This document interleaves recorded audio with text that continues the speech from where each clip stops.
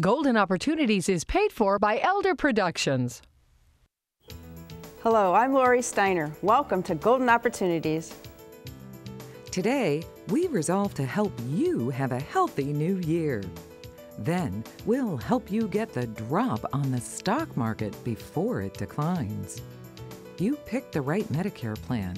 We'll tell you the right way to get the most out of it. Plus, Mom and Dad want to stay at home, but they need help. We'll offer easy-to-access assistance. And everybody wants to know your Social Security number. We'll tell you who's really on the need-to-know list. It's time to get GOing, so pull up a chair and join us at our kitchen table for Golden Opportunities.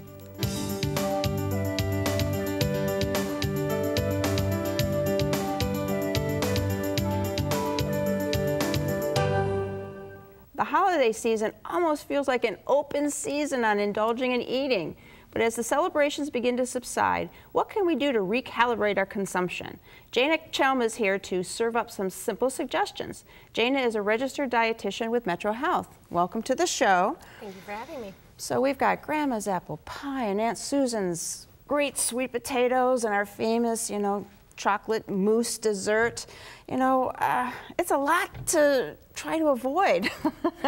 And you don't have to avoid it. It's important to not feel guilty for enjoying those foods, but we can still practice moderation. Okay, well, it's good to know we can do something, but how do we practice that moderation? Any suggestions?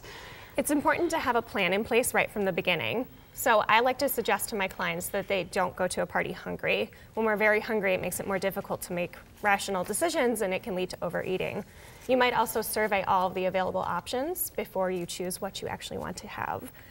You can also try doing a smaller plate or using a plate for finger food, like even appetizers, so that you're more aware of your consumption. And what should that plate be filled with? So again, it's moderation. So I like to suggest that people choose ahead of time what do they want to indulge in, and then have a plan in place for being moderate about the other foods. So the foods that won't lead to weight gain would obviously be the fruits and vegetables. And the benefit is that they're high in fiber, so they can make you feel more full, which can prevent overeating of the more indulgent foods. And I would assume you're doing that at parties during the holidays, but this is not bad advice to keep going forward, right? Exactly, something we should practice all the time. All the time, right? Never just give it up. So I've heard that if you drink a big glass of water before you eat, that can help cut down on what you actually consume at that meal. Is that true? It might, and it's important to realize too that we often eat when we're really thirsty. So humans tend to confuse those two signals, hunger and thirst. So it can be a way to satisfy what you think is hunger when you're really just thirsty. Mm-hmm. What should you drink when you're thirsty then? Preferably a calorie-free beverage like water or a low-calorie beverage. You might also try doing things like adding some fresh or frozen berries for added flavor to your water if you prefer. You can also do citrus fruits or even a slice of cucumber. So what about those flavored drinks that are already out there without adding anything, or the sports kind of drinks? Are those good or bad? Depending on your needs. So I suggest that people look at the nutrition facts label to first see, is it a sugar substitute, is it calorie-free, or is it loaded with other things? And really, if you're not doing more than 60 minutes of vigorous activity, those sports drinks are really not necessary. Oh, okay. How about the diet sports drinks? Is that better than the sugary ones? Again, moderation for all things. Water would be the best choice, but the diet sports drinks won't contribute to weight gain because they're calorie-free. Okay. So we talked about these ways, and you're going to parties, you plan ahead, think about what you're going to eat. Don't do it on impulse, I'm sure. So, but then after the holidays, what if there's still food left in the house and you've used up all that willpower already? What do you do with that stuff? Well, if it's something that can be frozen, you might try freezing some to enjoy it in moderation at another time. You can also share it with friends or family, even bring it to the office to give to your colleagues if you choose. Spread the pain around. Exactly. All right, that was great advice. Season's eatings are a part of the holidays. To keep the pounds down now and after the new year, follow Jana's recipe for moderation and healthy eating. And along with Jana and Metro Health, we both, all of us, wish you a very happy and healthy new year. To learn more, call Metro Health at 216-778-7800 or log on to www.metrohealth.org.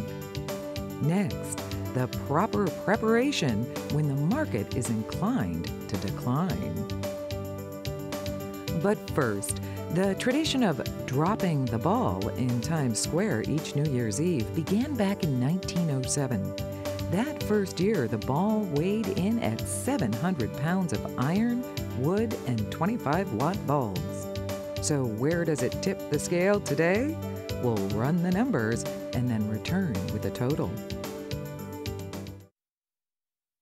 Hilltop Village Apartments is retirement living at its best. Residents enjoy a wide variety of activities and living services with all large first-floor apartments, private screened-in patios with beautiful park views, daily dining room meals, free laundry facilities, 24-hour staff, and so much more.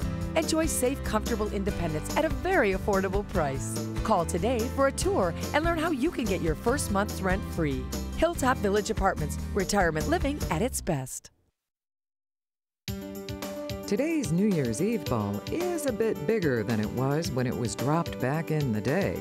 The Times Square orb is overwhelming, weighing a whopping 11,875 pounds. Its aluminum shell is covered with crystals and dazzles with diodes to help wish everyone a very bright, happy New Year. What goes up must come down, including the stock market. We just don't know how and when it's going to happen. So how do you time your tactics to keep your savings secure? Jim Lineweaver is here with information to help you evaluate your options. Jim is a certified financial planner professional with the Lineweaver Financial Group. Welcome back to the show. There's been a lot of issues happening over the past few months that could make investors just a little shaky, I'm guessing. Yeah, not just a little bit. I might get some tremors out there, but yeah, it's actually been extremely volatile. When you look back in the summer and with everything that was going on with Greece, and then you had China slow down, you had them manipulating the currency, you have the ISIS issues out there because of our low interest rates and other things in our economy. We have a strong dollar, which is hurting our exports. There's a lot of turbulence and a lot of misinformation out there. And then also the Fed with their decisions over the last several years with what they've done with interest rates and stuff. There's been a lot of uncertainty. And when there's uncertainty in the marketplace, what it does is it leads to a lot of volatility and where you get these big swings in your portfolio. And even just in the third quarter of this past year, the S&P and the Dow both gave up almost a year and a half, year and 3 quarters worth of gains within 1 quarter. So now a lot of that's been regained, but needless to say, you can see the volatility, and I think this volatility is here to stay. Yeah, well, we should expect that, right? That market is going to have that volatility and decline at some point. Yeah. We'd love it to always be up and to the right and everybody be multimillionaires, but it just doesn't work that way. All right. So you do have to make sure you're planning ahead of time and being proactive, not reactive to the market these days. All right. So prompt us on how we prepare. Yeah, well, when you look at things in the market, like take, for instance, back in 2007 to 2009, there was a couple years there where the actual stock market fell 57%. Not too many people that can just survive that, especially if you needed to live on some of that money. So actually, we can actually provide a stress test for your portfolio. So what that'll do is say, okay, let's look at what you have, and if the market goes down X, what would your portfolio go down? And maybe you can isolate some of those areas, because sometimes your portfolio may actually go down more than the overall market, depending on what your holdings are, but it also may go down less. But it's good to know that going in. But what you really want to look at doing is trying to figure out, do I have other income producing things or things that I can rely on, so that no matter what's going on in the market, I may receive dividends, I may receive interest coming in, I can cover my cash flow. But the last thing you want to do is have a 30% correction in the market and say, I need some of that money to live on, because it's going to cannibalize your portfolio. It might be the worst time in the world to take something out of there. Exactly. So how do we make that determination whether or not we have enough to keep from having to sell off something that is at the bad time, in case the market does take a dive like that? Well, one of the things you want to look at is a rule of 100 minus your age. So all it does is says if you're 70 years old, then take 70 minus 100, and you can have 30% of your portfolio at risk.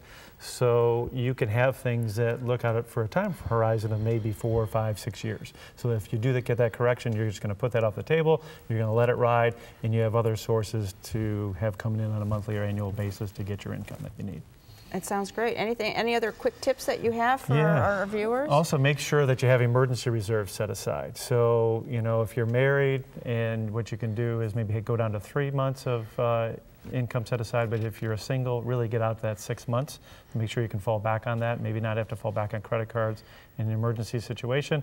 And also for big expenses, make sure you go ahead and anything that you're going to purchase in the next 2 years, go ahead and plan for it today and take those off the table so you're not affected by the market volatility. All right, thanks for the advice. Are you ready for an upcoming downturn? Follow Jim's advice to assess your assets. Need more help? Give Jim a call. His number's next. For more information, call the Lineweaver Financial Group at 1-888-313-4009 or click to www.lineweaver.net. Next, making your Medicare plan plentiful. Looking for places to go, things to do? Welcome to our community calendar. Let music help you ring in a magical new year. On December 31st, enjoy a Cleveland Pops performance featuring Broadway favorites. Then dance the night away as jazz and rock bands help you boogie. To see the start of 2016 at Severance Hall, call 216-231-1111 or tune in to www.clevelandorchestra.com. Imagine how great it would be to get a lot of things at no extra charge. Well, that's what's happening with many Medicare Advantage plans. Dr. Terry Koenig is here to add up these no-charge programs. Dr. Koenig is the Senior Medical Officer of Government Programs at Medical Mutual of Ohio. So welcome back to the show. You've got a long list of programs that are at no extra charge to help Medical Mutual's Medicare Advantage members, helping with their health, actually. So let's start with one of them, like Silver Sneakers. Well, it's a great place to start, especially with New Year's resolutions coming up. Yes. Senior Sneakers is a program that our Medicare Advantage members will have. It's about over 13,000 fitness facilities across the country they can access, here in Ohio as well, where they can take yoga, cardio classes, whatever their flavor of exercise is. So whether they're already exercising or fell off a little with the holidays or want to start for the first time, that benefit is included in our Medicare Advantage at Medical Mutual. That sounds great. Next is a home meals program. Now, how exactly does that work? Well, we actually are understanding the holistic part of illness and healthcare, and we know that a hospitalization is traumatic. And not just when you're in, but you're discharged. So if you're discharged through the hospital, we'll arrange so that if you need, there are meals delivered to your home that you can actually choose from a menu. If you're a diabetic or low salt, so take that burden off of you of how you're going to function that first few days that you're home. All right. You have a 24-hour nurse line. Right. That's got to help a lot. In the middle of the night, those are when things come up. Exactly. And there's so much health information out there. The internet, advertisements. We have a line you can call when you have a question. Whether it's something minor or you just don't know where to go or what to do, that line is available for you. Excellent. Tell you where to go at that moment in time. Yes. So there's another helpful line that you throw out to your members, which is the tobacco quit line. Absolutely. Again, with our Here Comes the New Year theme, unfortunately, tobacco use and smoking is still an issue for many people, and it's hard to quit. We know that. So we include a coach to help you, other services through the tobacco quit line as a benefit in your Medical Mutual Medicare Advantage benefit package. Get healthy. Absolutely. All right, there's another program called Wellness Rewards. So explain that one. Again, with our theme of getting you to the best health you can, we tie a lot of things together, and we have some benefits that come with your package, but you can also have incentives through Wellness Rewards. So if you see your physician, if you do other things, you get additional benefits that you can then use to get a program we have called Simply Supply Solutions, where you can go out and get necessary benefits and items through that program for yourself. So like a points program or something? Similar to that, yes. But it has specific, you know, like anything, things that make you healthy and well. All right, it sounds great. It is. So many programs, so little time. And we didn't even get to talk about some of them, like the Weight Watchers reimbursement program or some of the dental and vision care advantages. So if you want to take advantage of these Medicare Advantage programs, you don't have to spend a dime, just a little bit of your time. And you can start by using the information that's coming up next. My thanks to Dr. Koenig for joining us today. Find out more about Medical Mutual of Ohio by visiting their website, www.medmutual.com/2015 options, or call 1-866-488-3266. Next, safe at home. It's time to get up and go, an exercise segment on Golden Opportunities. Hey everybody, it's Mike Carbon from Breakout Fitness, and today I'm going to show you how to work the quads in the front of the leg by doing a single leg squat. You ready to go? I hope so. Let's do this. All right, we're going to start by making sure that you have some firm surface next to you just in case you get in trouble. From here, what we're going to do is we're going to put all the pressure on the right leg or the left leg, whichever you choose to start with. The opposite leg is going to go out to your side, toes pointed towards the ground, and we're simply going to squat down as we lower that leg out and up. Okay, make sure that firm surface is next to you just in case you get in trouble. 12 to 15 repetitions. Make sure your knee stays in alignment with your shoulder. It should not buckle in. Lori, how you feeling? Oh, I need this firm. There you go. You're looking good though. Not too bad. Yeah, not too bad. Utilize your chair. Yeah. Excellent. That's perfect. All right, everybody. 12 to 15, 2 to 3 sets. And now it's your turn to get up and go. For your copy of the exercise booklet, send $1 for postage to Golden Opportunities, 6105 Parkland Boulevard, Suite 140, Mayfield Heights, Ohio, 44124. When you've gone through something challenging, oftentimes you want to help those who may find themselves in the same situation. That's the case with Rabbi Shalom Plotkin. He's here to share how his own experience led him to making it his business to help others. Rabbi Shalom is the owner of the Cleveland area office of Right at Home. Hi, Laura. Good to see you again. So you're a rabbi, but you run a home services business. How did that happen? It started from our house. We were looking after my in-laws, and we just wanted to make sure that they had really good, solid, caring caregivers. And then once we found the right people doing it for the right reason, we said, okay, we can help our neighbors too. Okay. And you found it hard probably to help your in-laws to begin with without knowing what was out there. I mean, that's part of the problem with people. We were completely stressed. I mean, it was holiday time. We were worried about falls, and we looked for the #1 franchise, which helps people to stay out of the hospital. Right at Home is the best at reducing readmissions in the industry. Okay. So we said, okay, here's Alan This sounds Hager's good. plan. Let's go with it. Let's help everybody else now. Now that we figured it out. I can't help everybody, but we're helping quite a few people now. Thank God. And we've heard the saying, it takes a village to raise a child, and you kind of feel that it takes a village to help a senior as well, correct? It certainly does. So we build a team, and then we just make sure that there's a good match. We go back to see how things are going. Our whole goal is to try to keep our loved ones and our neighbors safe right at home. And there's some particular services that you're providing to people to make sure they stay safe at home. So can you give us that list? Certainly. So we're looking at companionship primarily in terms of just having somebody to be there with you to talk to so you're maybe not lonely. And then we also do homemaking, which involves some light housekeeping and just keeping the area picked up and clean.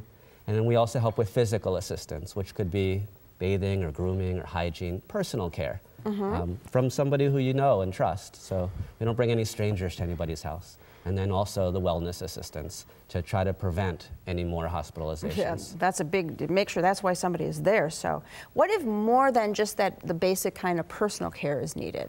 So occasionally our clients will ask us, will we escort them, for example, to a doctor's office, and we'll drive them and help to advocate for them. Sometimes they'll ask us to look after their pets, and we can help to walk the dog, clean the litter box. I mean, it's getting cold now, there's ice on the ground, and so we want to encourage our loved ones and our seniors to be as independent as possible, but sometimes they just need a hand, somebody to just make sure that they stay steady and don't fall on the ice. Okay, and I can see why people would want to stay at home. I mean, it's your familiar setting. It's your furniture, your animals, where you've always lived. It's a much more comfortable environment. But having a stranger come in, I mean, you mentioned before about trying to recognize that, but how do you deal with those issues of people worried about somebody coming in? Right. So what we do are the background checks. We go back 7 years. We go back to, with their permission, we look into our caregivers' driving history. We do random drug screening. They take our tests. They take our classes, and we support them so that they have the skills. So we know that they're going to be a good match, because the match it's based on a personal care plan. And then, probably most importantly, we go with them. So they know us, and now they get to know our caregivers too. So there's a familiar face. And then over time, they become almost like family. Okay. Well, what if there's not a good fit at first? We fix it. So I have more than 70 employees, and we'll make sure that there's somebody who I think there's they say a lid for every pot. I think there's somebody for everyone, and sometimes it takes a little while to get to know each other. But our caregivers, they're used to this. They're professionals, and we stay professional. So it makes our clients feel really comfortable that they know that they're in good hands. So all the senior has to do is ask for help, or the child who's noticing some issues just has to ask for help, right? And that's a hard conversation to have sometimes. Yes, it certainly is. So, Rabbi Plotkin knows firsthand the challenges of caring for aging parents, as well as the importance of finding assistance that can ease the minds of everyone involved. If you or your family need support, follow his advice and just ask. My thanks to Rabbi Plotkin for joining us today. Thanks, Lauren. Learn more by calling Right at Home at 216-752-2222 or log on to www.ohioseniorcare.net. Next, keeping your Social Security number secret. Here at Metro Health, you know you matter when it matters most. Here, we are the city's best at preparing for the world's worst. Here, we are the only verified burn center in Ohio for adults and children. Here, you'll find exceptional clinicians with extraordinary hearts. So the work we do here at Metro Health makes an impact here, out here, and right here. Metro Health, we're here for you, for all of you. Did you miss a phone number or website? Then here's your second chance, because we're going to list all of that information again. Then we'll be back to reveal when you should share your Social Security number.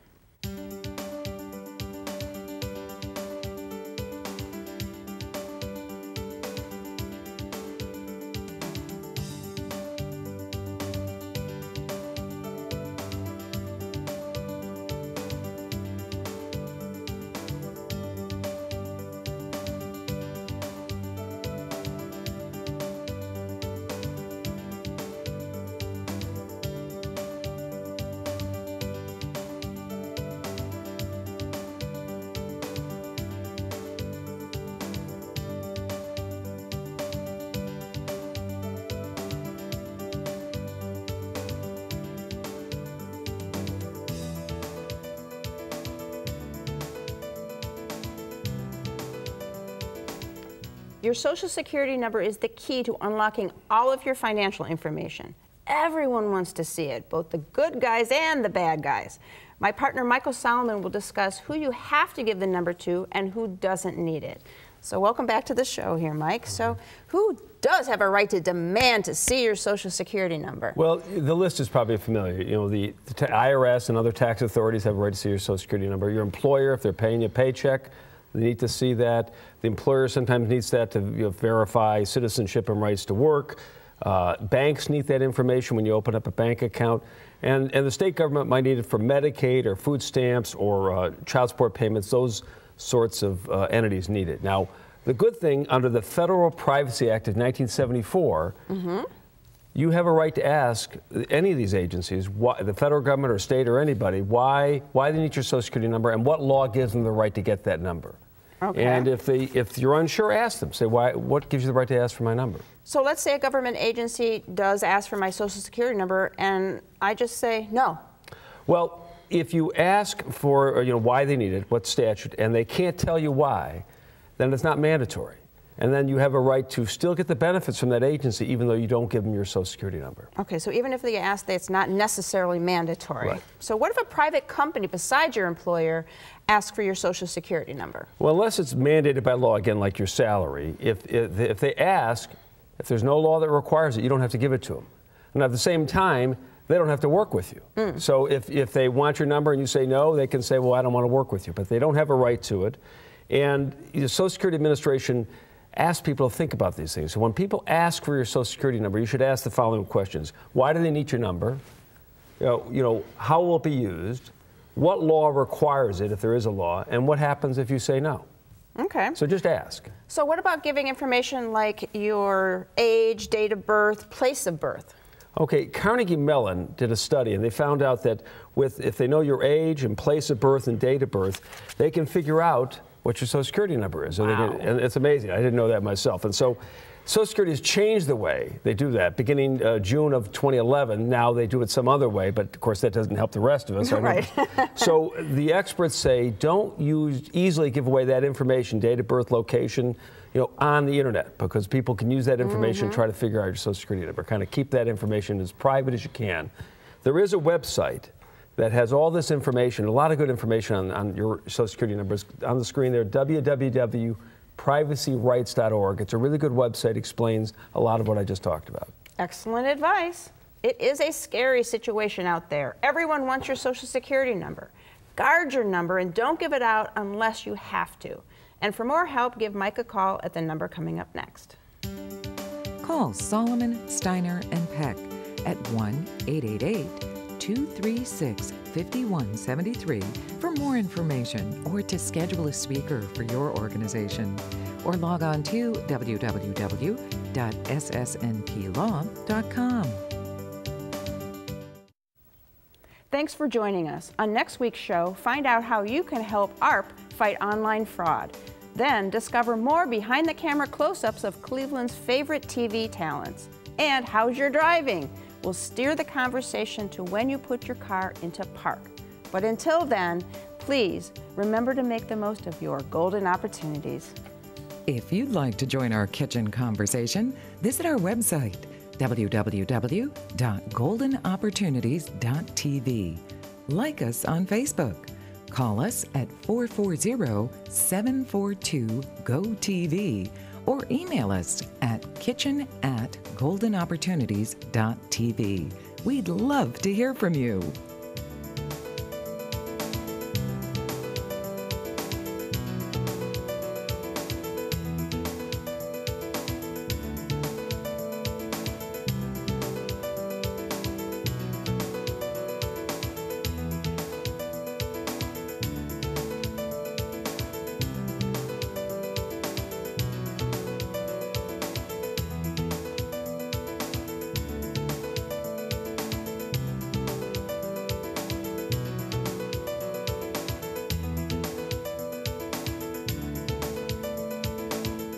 Golden Opportunities is paid for by Elder Productions.